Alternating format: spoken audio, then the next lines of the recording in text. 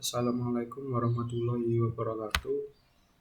Kenalkan, nama saya Alifian Bahzan Madani. Saya dari Prodi Hukum Pidana Islam semester 2 kelas A. Mata, mata kuliah Hukum Pidana Islam.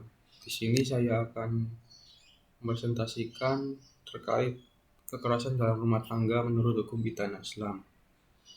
Poin pertama, pengertian kekerasan dalam rumah tangga. Kekerasan dalam rumah tangga atau disingkat KDRT adalah kekerasan yang dilakukan di dalam rumah tangga, baik oleh suami maupun oleh istri. Menurut Pasal 1 Undang-Undang Nomor 23 Tahun 2004 tentang penghapusan kekerasan dalam rumah tangga, yang dimaksud dengan kekerasan dalam rumah tangga sebagai berikut. Setiap perbuatan terhadap seseorang, terutama perempuan, yang berakibat timbulnya kesengsaraan atau penderitaan secara fisik, seksual, psikologis, dan atau penelantaran rumah tangga, termasuk ancaman untuk melakukan perbuatan pemaksaan atau perampasan kemerdekaan secara melawan hukum dalam lingkup rumah tangga. Dari definisi di atas diketahui bahwa undang-undang ini dibuat untuk semua anggota rumah tangga, baik laki-laki maupun perempuan. Adapun penyebutan kata, terutama terhadap perempuan, menunjukkan bahwa gagasan pembuatan undang-undang tersebut tidak terlepas dari kaum perempuan, di mana dalam realitas sosiologis, sebagian besar korban kekerasan dalam rumah tangga adalah kaum perempuan atau istri, dan pelakunya adalah suami. Walaupun ada juga korban justru sebaliknya, atau orang-orang yang tersubordinasi di dalam rumah tangga itu. Hanya saja dalam Undang-Undang Penghapusan Kekerasan dalam Rumah Tangga ini, lingkup keluarga diperluas menjadi suami, istri, dan anak. Orang-orang yang mempunyai hubungan keluarga dengan orang karena hubungan darah, perkawinan, persusuan, pengasuhan, perwalian, dan menetap dalam rumah tangga, dan atau orang yang bekerja membantu rumah tangga dan menetap dalam rumah tangga tersebut dalam jangka waktu selama berada dalam rumah tangga yang bersangkutan. Lalu poin B, kekerasan dalam rumah tangga menurut hukum Islam. Islam tidak mengenal istilah atau definisi kekerasan dalam rumah tangga secara khusus. Justru ajaran Islam secara tegas melarang terjadinya kekerasan dalam rumah tangga. Hal ini dibuktikan dengan banyak ayat-ayat dalam Al-Quran maupun hadis yang memerintahkan para suami untuk memperlakukan istrinya dengan pergaulan yang baik. Sebagaimana firman Allah dalam Quran Surat An-Nisa ayat 19 dan Quran Surat Ar-Rum ayat 21, yang artinya, wahai orang-orang yang beriman, tidak halal bagi kamu mewarisi perempuan dengan jalan paksa. Janganlah kamu menyusahkan mereka karena hendak mengambil kembali sebagian dari apa yang telah kamu berikan kepadanya, kecuali apabila mereka melakukan perbuatan keji yang nyata. Pergaulilah mereka dengan cara yang patut. Jika kamu tidak menyukai mereka, bersabarlah, karena boleh jadi kamu tidak menyukai sesuatu padahal Allah menjadikan kebaikan yang banyak di dalamnya. Quran Surat An-Nisa ayat 19. Selanjutnya, di dalam tanda-tanda kebesarannya ialah bahwa Dia menciptakan pasangan-pasangan untukmu dari jenis dirimu sendiri agar kamu merasa tentram kepadanya. Dia menjadikan di antaramu rasa cinta dan kasih sayang. Sesungguhnya pada yang demikian itu benar-benar terdapat tanda-tanda kebesaran Allah bagi kaum yang berpikir. Quran Surat Ar-Rum ayat 21. Ayat di atas menjelaskan tentang perintah untuk memperlakukan istri dengan baik. Di samping itu juga Rasulullah menekankan masalah kasih sayang dan perlindungan, dan bahwa kasih sayang adalah bagian dari perlindungan dan perlindungan adalah bagian dari kasih sayang. Kasih sayang merupakan konsep lebih luas yang dapat meliputi berbagai nilai manusia yang awalnya adalah perlindungan. Islam adalah agama rahmatan lil alamin yang menganut prinsip kesetaraan, partnership atau kerjasama, dan keadilan. Tujuan perkawinan adalah tercapainya keluarga yang sakinah, mawaddah, dan rahmah. Oleh karena itu, segala perbuatan yang menimbulkan akibat mafsadah yang terdapat dalam kekerasan dalam rumah tangga dapat dikategorikan kepada perbuatan melawan hukum. Cara penyelesaian dalam rumah tangga menurut hukum Islam yaitu melalui pemberian sanksi atau hukuman di mana hukuman tersebut diterapkan sesuai dengan jenis kejahatan yang dilakukan oleh pelaku.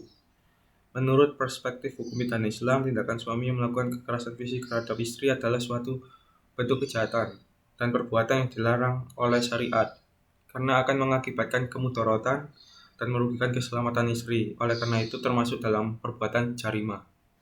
Lalu yang poin C, faktor-faktor yang menyebabkan kekerasan dalam rumah tangga. Banyak faktor secara empirik telah terbukti memberikan kontribusi terhadap meningkatnya kekerasan dalam rumah tangga Muslim. Di antara penyebab itu adalah yang pertama sikap nusyus istri atau suami, yaitu sikap membangkang terhadap kewajiban-kewajiban dalam kehidupan perkawinan, seperti istri tidak mau melayani suami padahal tidak ada udzur seperti haid atau sakit. Lalu yang kedua, lemahnya pemahaman dan pengamalan ajaran Islam oleh individu umat Islam, tidak adanya ketakwaan pada individu, lemahnya pemahaman relasi suami istri dalam rumah tangga, dan karakteristik yang temperamental juga sebagai pemicu bagi seseorang untuk melanggar hukum syariat termasuk melakukan tindakan kekerasan dalam rumah tangga. Lalu yang ketiga, di sisi lain juga disebabkan adanya faktor ekonomi, pendidikan yang rendah, cemburu, dan lain sebagainya.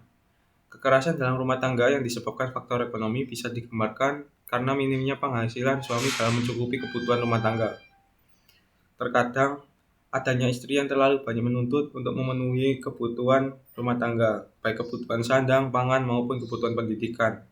Dari situlah berawal pertengkaran antara suami dengan istri yang pada akhirnya menimbulkan kekerasan dalam rumah tangga. Kedua belah pihak tidak lagi saling mengontrol emosinya. Lalu poin D, bentuk-bentuk kekerasan dalam rumah tangga. Menurut Undang-Undang Nomor 23 Tahun 2004, bentuk kekerasan dalam rumah tangga terutama terhadap perempuan beraneka ragam, mulai dari kekerasan fisik, psikologis, ekonomi, sampai kekerasan seksual. Pertama, kekerasan fisik. Kekerasan fisik adalah perbuatan yang mengakibatkan rasa sakit, jatuh sakit, atau luka berat. Pelaku kekerasan yang termasuk dalam golongan ini antara lain menampar, memukul, meludahi, menjambak, atau menendang, dan lain sebagainya.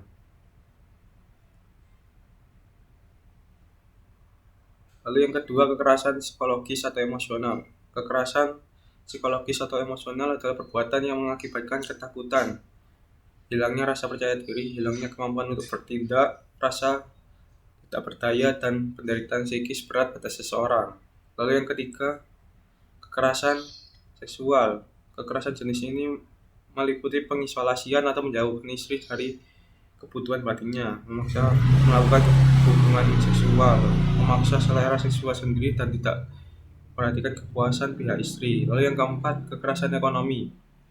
Setiap orang dilarang menelantarkan orang yang dalam lingkup rumah tangganya, padahal menurut hukum yang berlaku baginya, atau karena persetujuan atau perjanjian, ia wajib memberikan kehidupan, perawatan, atau pemeliharaan kepada orang tersebut. Lalu yang kelima, sanksi terhadap pelaku kekerasan dalam rumah tangga menurut hukum pidana Islam. Jenis-jenis hukuman pada pelaku kekerasan dalam rumah tangga. Lalu yang pertama, hukuman qisas.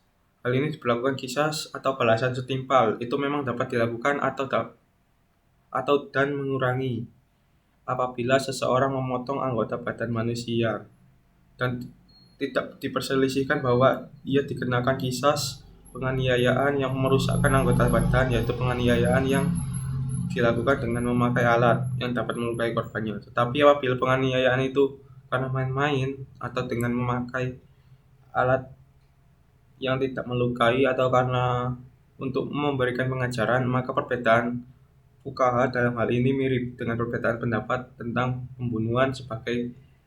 Sebagian mengatakan diqisas dan sebagian lagi tidak. Lalu yang kedua, hukuman diyat. Yang dimaksud dengan hukuman diyat adalah sejumlah harta dalam ukuran tertentu.